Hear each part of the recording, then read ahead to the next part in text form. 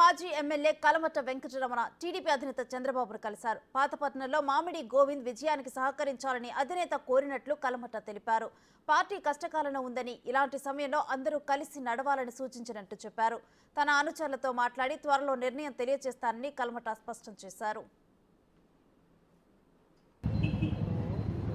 Party వీళ్ళ కష్టకాలంలో ఉంది. మరి పార్టీకి మనం చేయకపోతే కాదు, మీరు అందరూ సహకరించమని సార్ కోరడం జరిగింది.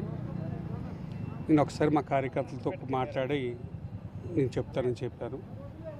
మరి పార్టీ చంద్రబాబు నాయుడు లాంటి వ్యక్తి ఈ పరిస్థితుల్లో నీకు ఎందుకు ఇవ్వలేక అదే అడిగాను.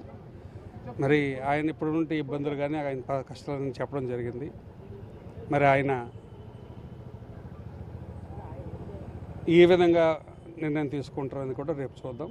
రేపు ఉంటారు కాబట్టి రేపు చూద్దాం. చూసుకున్న తర్వాత మరి ఆయన మాటల్లో అంటే మాకు నువ్వు పార్టీకి సహకరించని కోరడం జరిగింది.